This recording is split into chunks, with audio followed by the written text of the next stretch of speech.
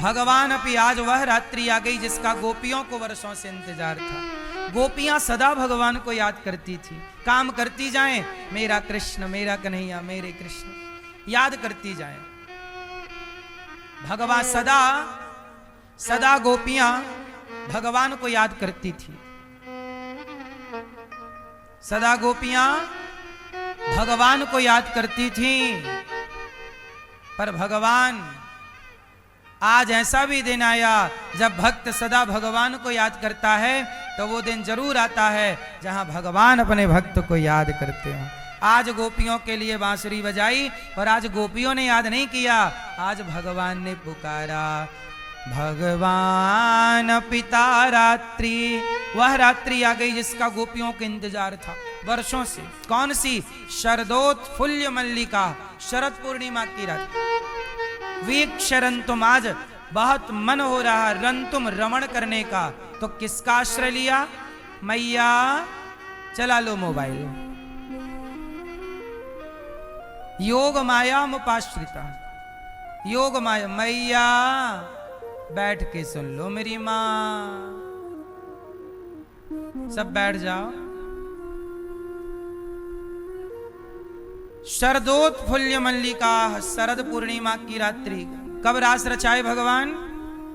शरद पूर्णिमा। इसलिए बिहारी जी साल में एक बार शरद पूर्णिमा के दिन बांसुरी लेते हैं, बाकी दिन बिहारी जी के हाथ में बांसुरी, क्योंकि एक दिन ही बांसुरी भगवान ने जगत के लिए बजाई।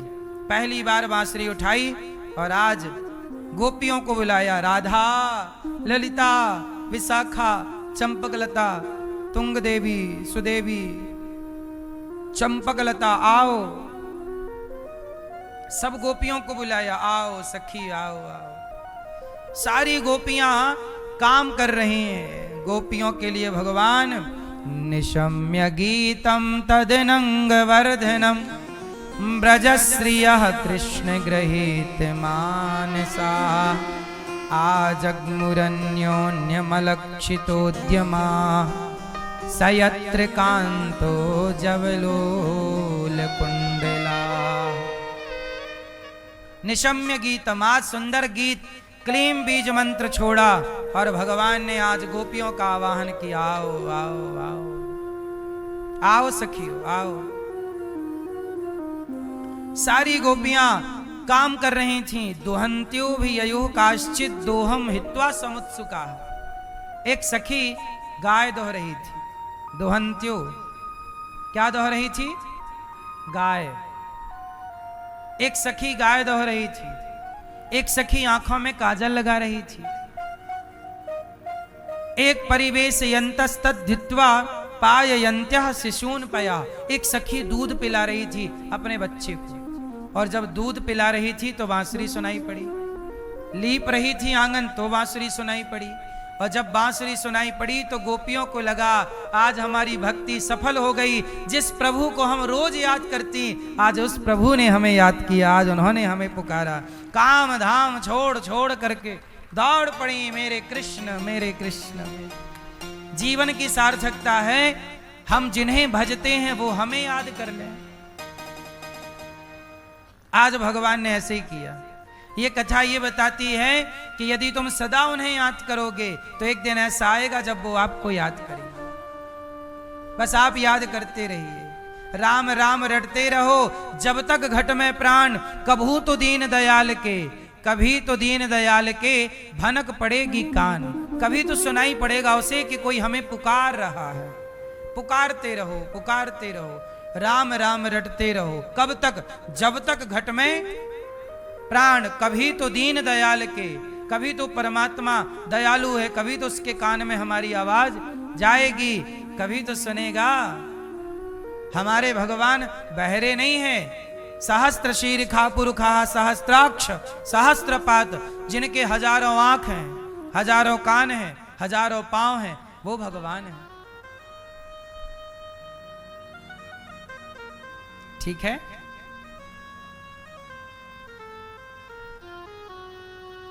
इसलिए भगवान के लिए आज गोपियों ने धन्यवाद दिया कि प्रभु आज आपने पुकारा। दौड़ रही हैं गोपियां, बच्चा पी रहा है दूध, छोड़ दिया गोपी ने, दौड़ पड़ी मेरे कृष्ण मेरे कृष्ण मेरे कृष्ण। अब मुझे आप लोग जरा बताओ एक बात, गोपियां सब छोड़कर, अच्छा एक बात और बताएं, बांसुरी जब बजाई भगवान ने तो गोपियों ने सुनी, पर उन्हीं गोपियों ने सुनी जिन गोपियों को भगवान सुनवाना। आप भी कथा सुनने आए हैं, पर सुनेगा वही जैसे भगवान सुनवाना चाहेंगे, वरना कई लोग नहीं आ पाते, कुछ आके भी प्रपंच में उलझ जाते हैं, पंचायत को सो जाते हैं, नहीं सुनवाना चाहेंगे तो नींद आ जाएगी, बातें चालू हो जाएंगी। इसलिए गोपियों ने सब कुछ छोड़ दिया, मेरे कृष्ण दौड़ रहे हैं। और जब गोपियां दौड़ी तो देखिएगा कितनी बढ़िया बात है, दुस्सह प्रेष्ठ विरह तीव्र ताप धुता सुभा। गोपियों के अंदर भगवान से मिलने की तीव्र वेदना से उनके हृदय में इतनी व्यथा, इतनी जलन उत्पन्न हुई, विरह की अग्नि जली कि उनके जितने भी शुभ अशुभ संस्कार थे सब जल के समाप्त हो गए, लेश मात्र अवशेष अब ना बचा। और तुरंत ध्यान लग गया गोपियों का, जितने भी। अब मैं आपको यहां एक बात समझा दूं कि भगवान को पाना चाहते हो तो दो चीजें मिटानी पड़ेंगी। क्या? पाप और पुण्य। पाप भी बंधन है और पुण्य भी बंधन है। कैसे? सारे लोग क्या चाहते हैं? पुण्य। पर पुण्य भी अच्छा है, पर मैं आपको यहां बहुत क्लियर जब समझा दूंगा तब आपको यह बात समझ में आएगी, नहीं तो नहीं आएगी। पाप तो बुरा है, पर भक्तों को ना पुण्य भी बुरा है। कैसे? यदि मैंने पाप किया, ध्यान से सुनना, नहीं सुनोगे तो आपको कुछ और समझ में आ जाएगा। कहना हम कुछ चाह रहे हैं, आप समझ कुछ और लोगे यदि पूरी बात नहीं सुनी ध्यान से। तो यदि मैंने पाप किया है तो मुझे पाप भोगने कहां आना पड़ेगा? जोर से, मृत्यु लोक में आना, फिर आना पड़ेगा। मैंने पाप किया तो मुझे आना पड़ेगा। अच्छा, मैंने पुण्य किया है तो पुण्य भोगने कहां आना पड़ेगा? फिर से मुझे मृत्यु लोक में आना पड़ेगा। मैंने पुण्य किया है तो मुझे सुख मिलेगा ना। सोने की चम्मच में दूध पीते हुए बच्चे को आपने देखा, पुण्यात्मा है तब ना सोने के झूले में झूला झूलता, नहीं तो आदमी को तो लकड़ी का झूला नसीब नहीं होता। बोलो हाँ। तो पाप करोगे तो भी पाप का फल दुख भोगने आओगे, और पुण्य करोगे तो पुण्य का फल सुख भोगने आओगे। मतलब दोनों परिस्थिति में आना कहां पड़ेगा? बोलो यहां। तो दोनों ही आपको यहां लाके पटकेंगे। पाप भी पटकेगा तो पाप पटकेगा तो दुखी बना के पटकेगा, और पुण्य पटकेगा तो सुखी बना के। आप सुखी हैं तो आप पुण्यात्मा हैं, और आप दुखी हैं तो आपके पाप हैं जो भोगना पड़ रहा। तो दोनों ही परिस्थिति में आपको आना यही है। लेकिन मैं चाहता हूं कि यहां ना आऊं। मोक्ष पाना है ना, हम बात मोक्ष की करें तो मोक्ष पाने के लिए क्या करना पड़ेगा? क्योंकि पाप हमने, या तो आपने पाप किए होंगे या तो आपने पुण्य किए होंगे। तीसरा आप क्या करते हो? या तो आपने पाप किए होंगे, किसी की हत्या की होगी, झूठ बोला होगा, या तो आप पुण्य किए होंगे, किसी को भोजन कराया होगा, सच बोला होगा, दया की होगी, पुण्य। या तो आप पापी होंगे या तो आप पुण्यात्मा होंगे, या तो मिक्स होंगे, दोनों होंगे। चलो दोनों हम अलग अलग भी कर लें, छन्नी से छान के पाप अलग कर लें, पुण्य, तो भी निकलेगा तो पाप और पुण्य ही। लेकिन इस दोनों से आपको आना यही पड़ेगा। अब मोक्ष कैसे मिलेगा? अब बता, मोक्ष पाना है तो क्या करें? जोर से, जोर से। मोक्ष पाने के लिए क्या करना पड़ेगा? आप बताओ, आप बताओ। भक्ति। भक्ति करोगे तो पुण्य होगा। चकाचक बढ़िया सुंदर ब्रांडेड पति मिल जाएगा, ब्रांडेड छोरा मिलेगा, ब्रांडेड पत्नी, ब्रांडेड पति, ब्रांडेड बेटा, ब्रांडेड बेटी। पाप करोगे तो चाइना मॉडल मिलेगा पति, चाइना मॉडल पत्नी। भाग गई मैं मायके चली जाऊंगी, तुम देखते रही हो। ये सब चाइना मॉडल है। भाग पता कब बिगड़ जाए पता नहीं। बोलो हाँ। अब बताओ, मोक्ष पाना है तो क्या करें? क्या करें? हैं? क्या करो? नाम जप। नाम जप करोगे सही है।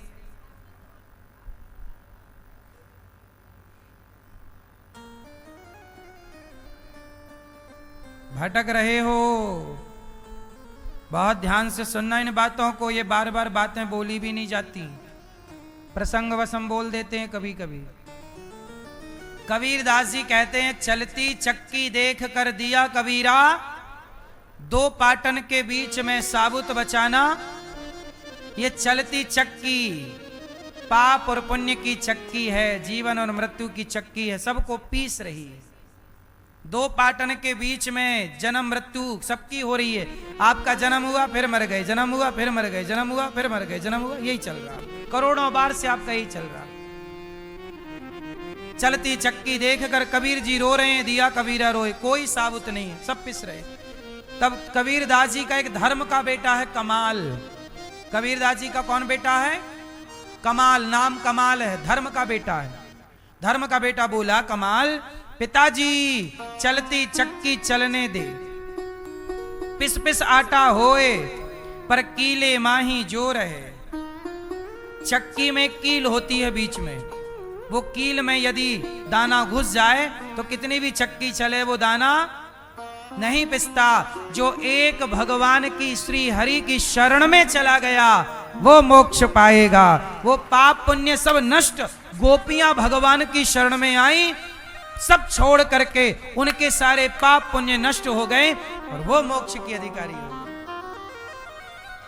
मोक्ष पाने वाले को अपने पाप तो नष्ट करने ही पड़ेंगे, पर अपने पुण्य से भी उसको छुटकारा पाना पड़ेगा।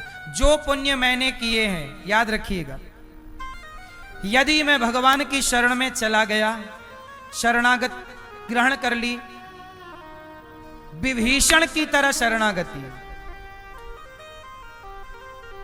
सब शरण में गया तो मेरे पाप तो हो जाएंगे नष्ट। सन्मुख हो ही जीव मोहि जबहि, जन्म कोटि अघनासहि तबहि, पाप हो जाएंगे नष्ट। पर जो मैंने पुण्य किए हैं, पुण्य जो हैं मेरे बेटा बेटी में, मेरे परिवार में भगवान बांट देंगे और मुझे पुण्य से भी मुक्त करके मोक्ष का अधिकारी बना देंगे।